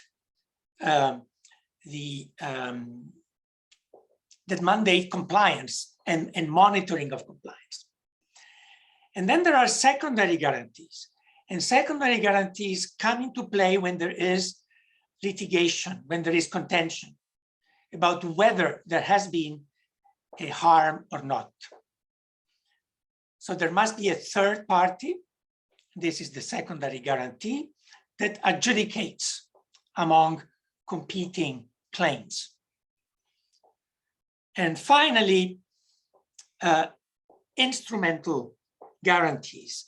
And instrumental guarantees are those that facilitate or enable the access to rights. For example, you have the right of accessing a court of justice, but unless if you have no resources, you must have free counsel in order to get a fair trial, right? And a lot of rights are not taken up precisely because instrumental guarantees, channels of access are lacking. And then in quadrant 4, you return down to the micro level, that is to say, the level or the realm where actual people access and realize, use their rights and engage in litigation if there is contention. So this is the result of the cycle. The cycle ends at the moment when rights are used, when there can be actual fruition. Because in that case, there is a change in the state of the world, okay? So if you bear with me, I'll just run you through another table, which is still a little bit theoretical, and then I have a more practical table. So I distinguish here between the various types of rights and the corresponding power resources, which are produced by them. And I distinguish between resources or powers that are conferred to right holders and duties which are imposed on duty bearers, the counterparts of right holders. I don't want to go through the whole table. Let me just highlight that I distinguish between soft resources conferring soft powers. For example, a manifesto right, something that you find in a charter or even in a constitution, provides you with legitimate justifications for claiming compliance. But nothing more really, because there's no detailed, legal guarantee, which is provided by, or legal warranty, which is provided by legal rights proper and their primary guarantees. Primary guarantees are actually the access, or the threat of accessing coercion on the side of the state in case of non-compliance. And normally the state doesn't really use coercion, not at least in developed democracies. The threat of coercion that lies in the back of the minds of ordinary citizens is more than enough to originate a chain of anticipated reactions and therefore secure compliance. But of course, you need a more direct threat of coercion if you want to exercise your enforcement rights, in case of contention or litigation, while in the case of instrumental rights, the power resources are again typically soft. Though in some cases, for example, you may have the right of, for example, accessing the acts of the public administration, which for you is an instrument to make sure that you're not being deceived.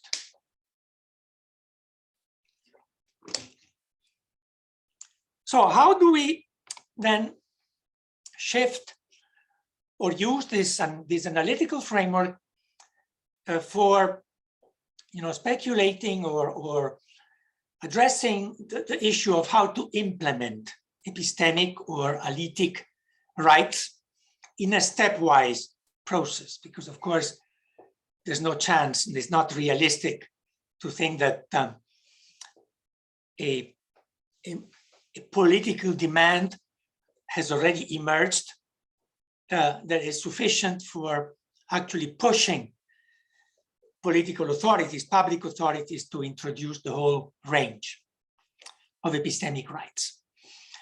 So here are some suggestions. The first one is to build on existing rights and resources. That is to say, it's a kind of trying to graft the epistemic or alitic dimension, or even specific epistemic or alitic rights, onto rights which are already existing. For example, in the case of our alitic right number 1, the right to be correctly informed and not deceived, well, you can use and enhance the variety of existing norms of criminal, civil, and administrative law concerning fraud, perjury, libel, and the like. Or alitic right, the right to be acknowledged as a reliable source of truth and not suffer a credibility deficit. But here you can use, with a kind of alitic switch, anti-discrimination law. It is, at least in Europe, but I think also in the US, is very developed and tackles not only direct discrimination, but also indirect discrimination.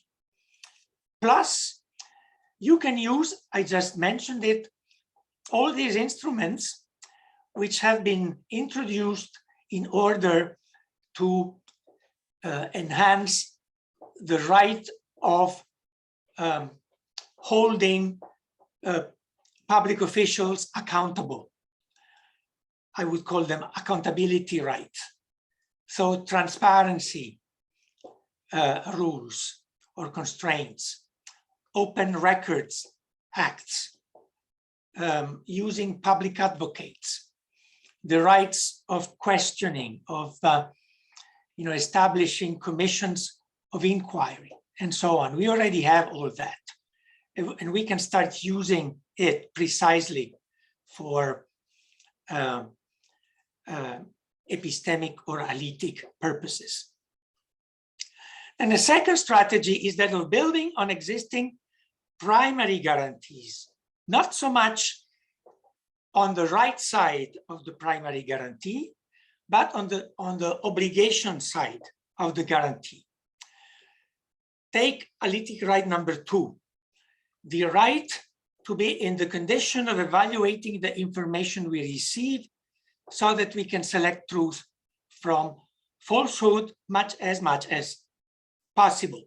Well, here, I think that the resource or this indirect right that we can build on is the right to education. We have a right of being provided education, free education by the state. And also the state has increasingly intervened in recent decades to detail what kind of education we should be provided with, what kind of skills, what kind of contents. Okay, so here the matter is to redefine the type of training or education that we receive at school so that we do get those competences and skills to judge, to enable us to judge and pursue the truth. For example, when navigating social media or using the internet. Again, to make a virtue of democratized knowledge. Democratized knowledge can have a number of harmful effects. Well, we can try to contain this harmful effect by capacitating young people, especially, to discriminate truth from falsehood. Then, last slide of this table. Establish new primary guarantees, again, in the field of provision. And here I mentioned elitic institutions, or creating public organizations which impose elitic constraints. For example, in the Netherlands, there's a public institution which analyzes the platforms of political parties prior to the elections, and then publicly challenges them on elitic grounds. You know, why do you say this? On what grounds do you say that this is a bad state of affairs? And on what grounds do you suggest that this should be the correct policy? And parties do not have an obligation to respond, but they do that also in respect to government programs. And government has the duty to respond in writing to the objections and questions of this, let's call it, elitic policy institution. Finally, and this is the hardest nut to crack, what do we do with the plethora of already existing manifesto or aspirational rights that we already have in, for example, conventions or charters regarding human rights? These are, in our case, the two rights that have to do with culture. And here you are totally right in your response to Franca. It's very difficult to identify duty bearers. However, you know, governments, or some governments, have actually signed this covenant defined by the UN Commission on Human Rights, which includes the right to culture. Okay, so one first step could be, well, you have signed that convention. Now introduce in your, for example, constitution, or in some official charter that you have, for example, in the European Union. The European Union does have a charter on fundamental rights. There is no right to culture there, but there could be, there might be, okay? And this would provide only soft resources, you know, justifications, but justifications are the first steps. You cannot introduce a new right by way of secondary legislation if you don't have, you know, a plausible justification, normative justification for doing it. Okay, last, okay,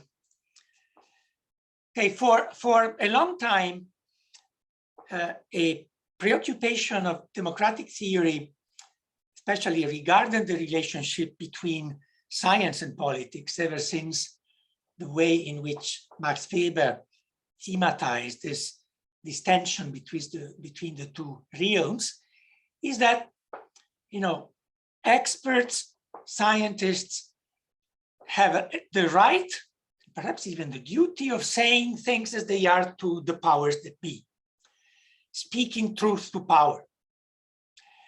And politicians, of course, they do not have a formal duty to listen, but they have, at least in the Weberian framework, a kind of ethical duty to listen to what scientists say or experts say. Why? Because if they don't listen, they may run the risk of allowing for the worst possible political evil, which is violence. Okay? So if you don't organize society in a way which allows society or democracy to function, then there is always the risk that conflicts degenerates, which is endemic in democracy, and which is also positive, degenerates into destructive conflict. I think now, based on your theory and Franca's theory, now the preoccupation should be speaking truth to the people. How can we constrain or nudge or encourage political leaders and officials to say things as they are in front of citizens? Now, this preoccupation has been less pressing in democratic theory because of the Machiavellian tradition. Politics can tell noble lies under certain circumstances. Lying may be part of the legitimate weapons or instruments of politics in order to prevent, worse harms. But then, as Franca was saying before, even if you want to make a noble lie, you have to use the truth, the concept of truth. So there's no way of escaping a correct use of T, as we call it, even if you want to lie. Okay, so in this case, maybe it is not the people that can make a claim for full disclosure, but certainly, the various circles of the democratic elite have the right of knowing the reason why a politician, say a defense minister, is lying. Now, for example, in Italy now, the minister of the defense has the right of not disclosing the information about what kind of weapons Italy is sending to the Ukraine. Okay, but surely he's not the only one that knows, and there are a number of other members of the political elite, for example, some members of parliament, that have a right of having this kind of information disclosed. So this is as far as the noble lie argument is concerned. But then there is a lot of public communication, right? And how can we find ways of imposing alitic constraints on democratic rulers when they communicate with the public?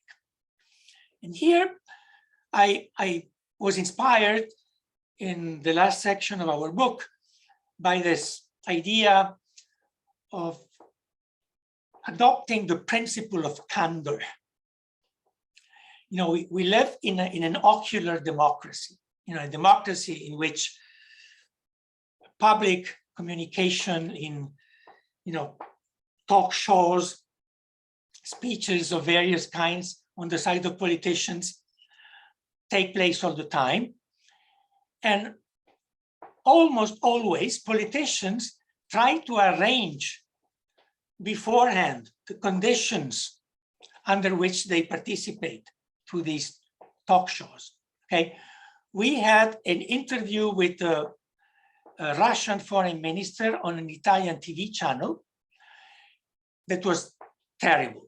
I mean, it was a monologue, and the journalist was not allowed or did not dare to raise any objection. And then we learned that those were the conditions that were posed by the minister for releasing that interview.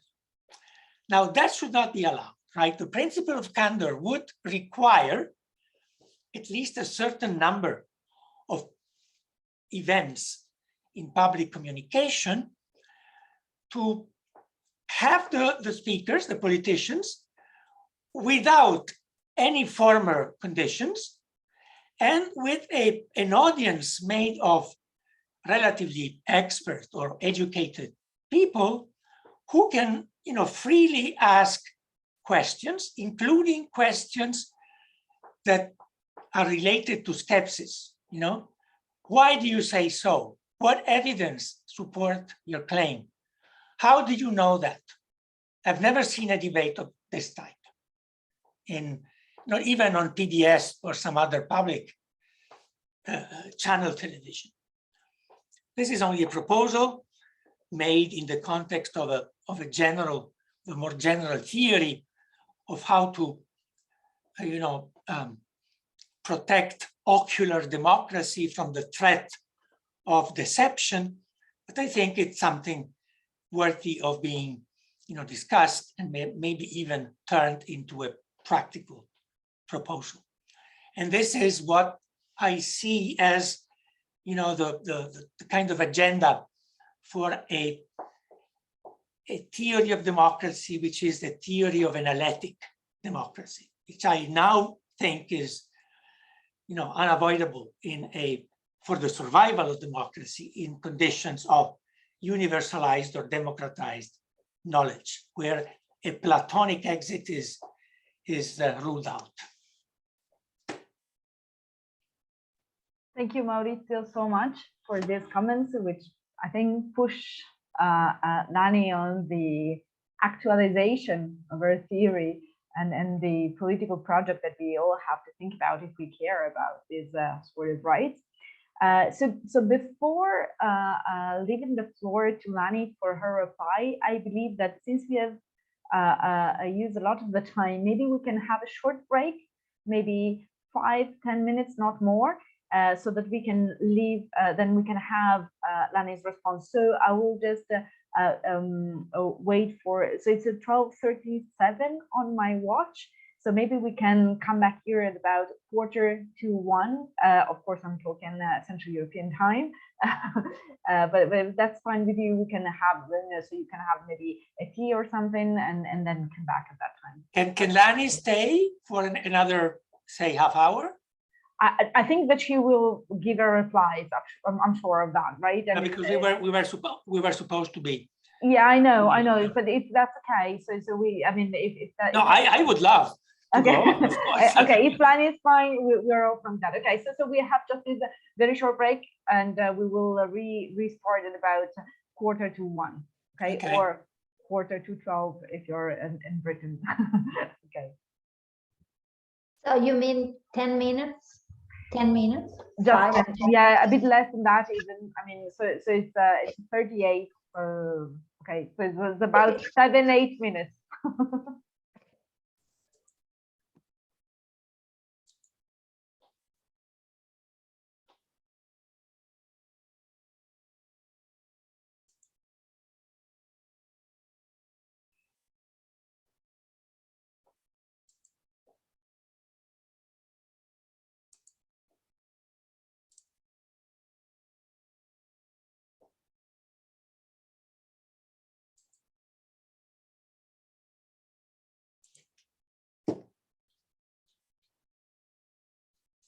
Pronto? Sei stata bravissima. Ho di nuovo imparato qualcosa che mi era sfuggito.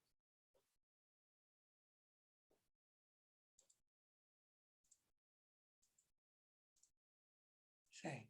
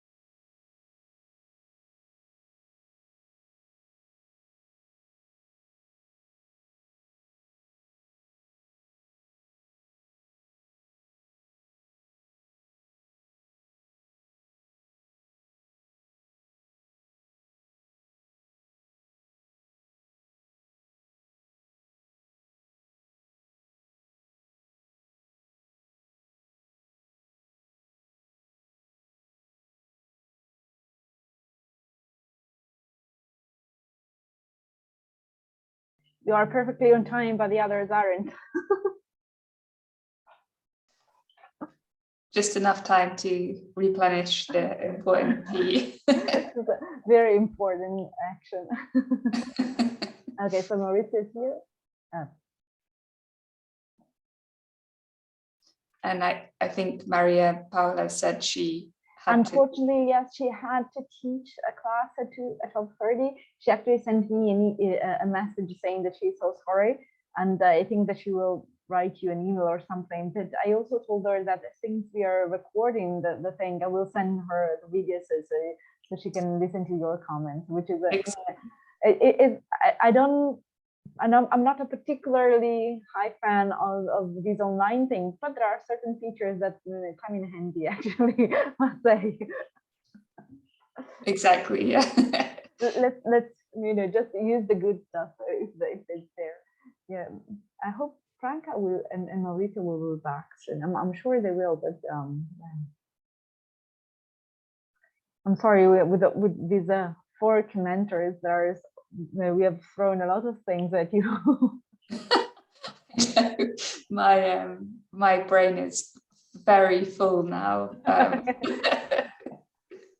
So I have to try and extract some sensible things from it.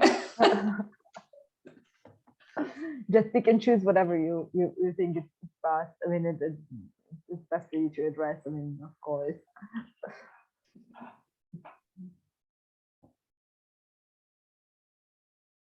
And the thing is that I cannot call Maurizio because he's already on the phone.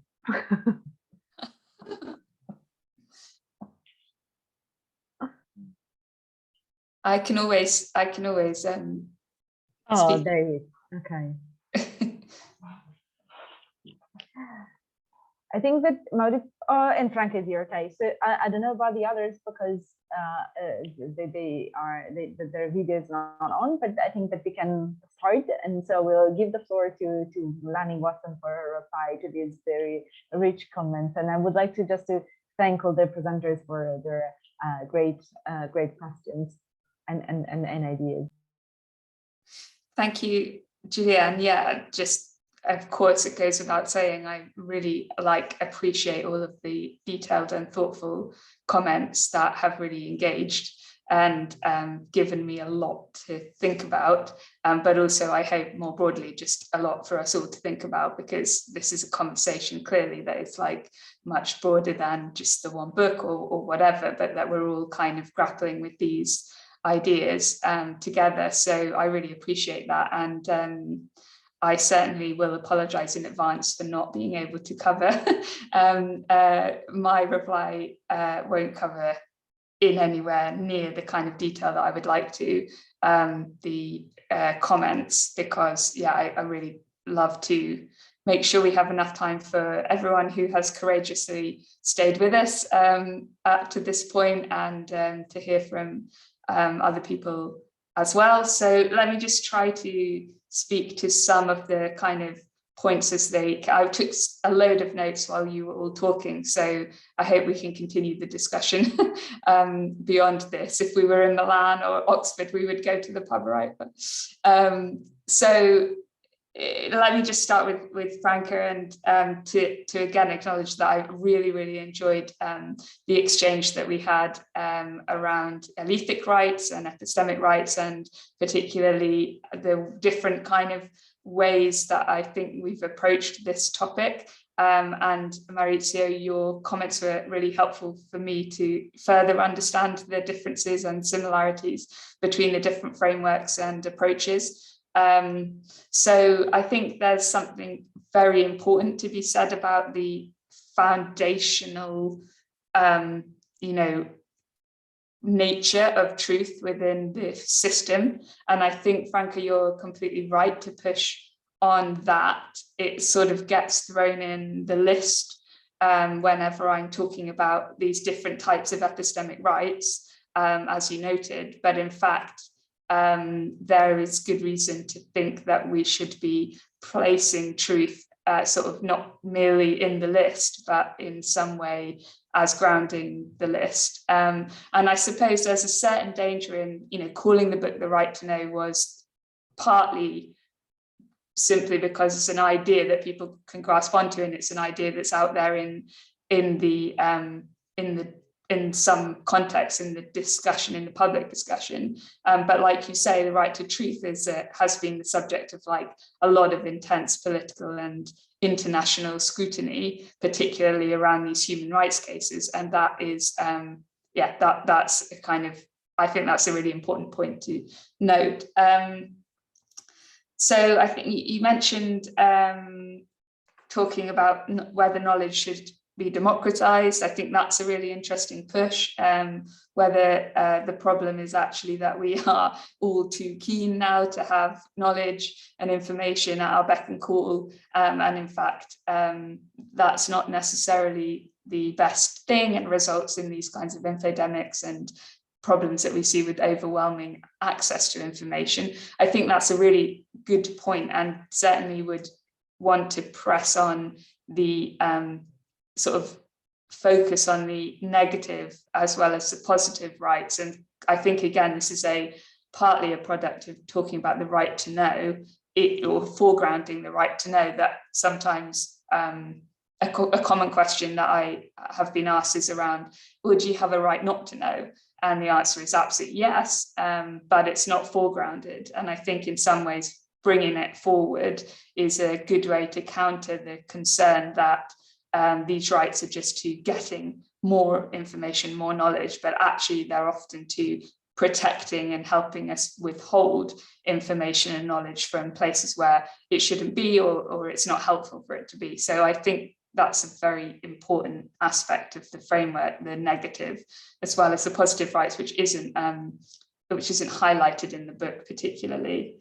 And I think that sort of pertains to this idea that the diffusion or distribution of epistemic rights is not the only important piece. There's the quality piece as well, right? And that, again, I think is not necessarily, I think I just kind of regard those as different aspects of what we should be doing, but there might be a natural inclination, given the way some of the cases, and particularly the Purdue Pharma case probably, to think about who has access to what information, rather than whether or not the information is of a good quality. So again, that's, I think, an important thing to emphasize, and is not necessarily emphasized within the context of the book. So I'm just going to move on to some comments for Michel, replies. Again, thank you, Michel, for such a comprehensive engagement with the ideas. I think there is, and this is an interesting question about the relationship between the epistemic and the moral domains. I hope that I'm not the only one struggling with it, so that there's more people that have to deal with this problem than me. But it is a problem, and I think that you're grappling with trying to find a case where there's a kind of epistemic right or duty that doesn't collapse into moral right or duty, is exactly the pressure point or the pain point. And I myself haven't found a case like that, which is one of the reasons certainly why I'm inclined towards thinking of the epistemic epistemic rights as a subset. I think Maria and Paola mentioned that, of moral rights, so that they're always moral. But whether that means that we have to only recognize moral norms, like you say, I don't think that we do have to only recognize moral norms, and this may just need to be thought about a lot more. But my kind of first attempt in the book at trying to understand the relationship is very much along the lines of thinking that this is why the property analogy works for me, because it seems like property rights just are a complete subset of moral and legal rights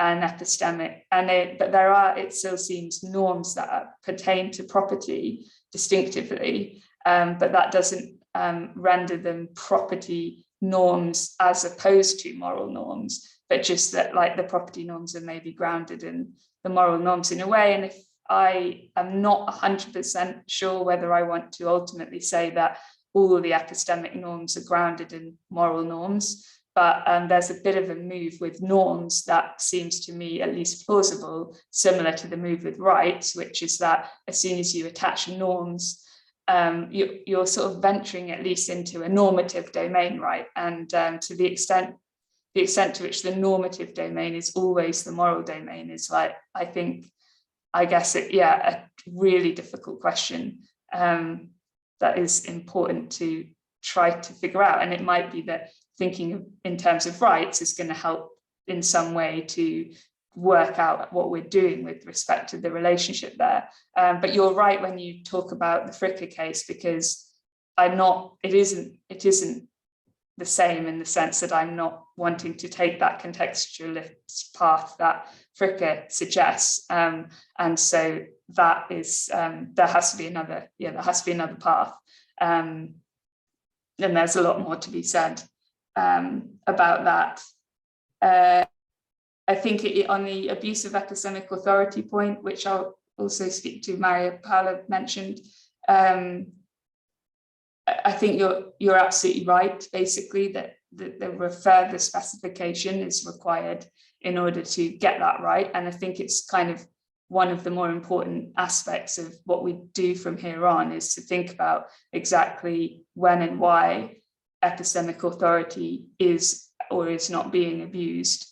And even in the Perdue Farmer case, I think that there seems to be really clear moral and legal guidance and intuition around what's going right and what's going wrong there. Like doctors shouldn't be, prescribing drugs to patients that they know are subject to abuse or, in order to get the bonuses. This seems like a clear abuse of lots of types of authority, including epistemic authority, but specifying exactly how and why, especially in cases that are much less clear-cut, is for sure a huge part of the project. And I mean, I've got tons of files on my computer that are like papers about this particular epistemic rights, and none of them have been, completed or written up in any detail. So if you want to talk more about that, I'd be really interested, because I think it's an important part of the picture. I think you're right, as it's specified at the moment,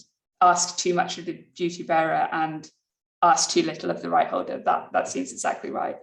And I think Paola mentioned also with respect to the abuse of perceived epistemic authority that there's a lot of moral work that's prior to that notion that is in the picture, but not necessarily spelled out in the book. And that seems completely right and kind of connects to this idea that the moral domain is foreshadowing and to some extent underlying or grounding all of the work in the epistemic case, including in the case of epistemic authority, because like she rightly said, authority ultimately is a moral kind of status or an ethical status of some sort, as well as legal and social, etc. And determining exactly who has authority, it can't just be a case of, I think that you should know this, or I think that you do know this. It has to be more fine-grained and detailed than that. And that's especially true because of this emphasis on duty bearers, that if we're going to identify duty bearers, we need to be able to identify who has and who should have the kinds of authority that we want to have in our, as Maurizio put it, elithic democracy system. So a couple of other quotes from Maria before I move on. She mentioned this point about information, which I think also was coming out in Franca's comments. There is, again, an emphasis should be placed on the quality of information, but not just the quality, but that it's distributed or divulged in a way, such a way that someone on the other end, the receiver, the hearer, can come to know or come to understand that information. And there's some interesting cases, I think, that are emerging around around that. So the right to understand legal contracts, for example, the right to understand the conditions of a loan agreement, for example. Banks now have, in certain cases in the UK, a duty that is responding to the kind of customer's right to understand the details of a loan agreement. How are they actually going about executing that duty is very unclear. And I think an even more important version of that is in the case of informed consent, where, like Maria said, it's not merely a case of informed consent in the context of sexual relations, but obviously in lots of other contexts, including medical contexts, so that someone has a recognized right to be informed about a medical procedure, say, and the NHS has a duty, I mean, it's in the charter, in the working of the NHS, that they have this duty to respond to the right to informed consent, but whether or not doctors and nurses are able to actually execute that duty is going to depend a lot on individual, level, a degree to which they can understand within often a very stressful context. So how to kind of ensure that the right is not to mere information is absolutely crucial, but it's a complicated issue.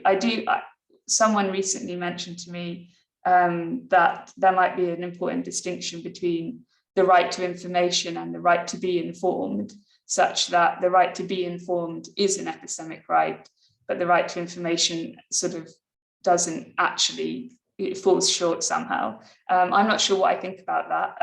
On the other hand, lots of people, when I was first writing the book, asked the question, why don't you just talk about information rights, not epistemic rights? So there's like two ends of the spectrum about where information should sit in the picture, whether it should be absolutely central or whether it's actually peripheral. And I'd love to hear any thoughts that people have on that. But I think it at least seems right that there is a right to be informed, and maybe that's the stronger way of putting that right that avoids some of those concerns. And then, yeah, finally, Maurizio, thanks again for your sort of detailing of this system. I really wish that I could speak and read Italian so that I could sort of understand, much more like in detail and grapple with it much more in detail. But this has been a really insightful overview. And yeah, I really enjoyed the relationship between rights and power, because that's something that I've been thinking about. And again, it relates to this abuse of authority or abuse of power piece. And the question of how we implement all this is absolutely forefront in my mind in terms of like, what do we do next? And I think that your like proposal that there are some actual steps that we could take to move from, square 2 to square 3 and then to square 4, I'd really like to explore that more, because those are things that I haven't had enough time and don't have the expertise to think about in detail. And so I would really just like to kind of push that project forward as far as possible, particularly with respect to the institutions, the idea of allithic institutions as duty bearers, and how do we actually kind of get the ball rolling with that type of thing, and where can discussions of allithic rights and epistemic rights help to position us so that we could make a case, right, for some practical implementation of the theory. So yeah, I think I'm going to stop there, because I could just keep talking and talking and going back around and going over everything again. But yeah, I know that there's hopefully been a lot of ground covered and more to be covered. So I just thank you all again.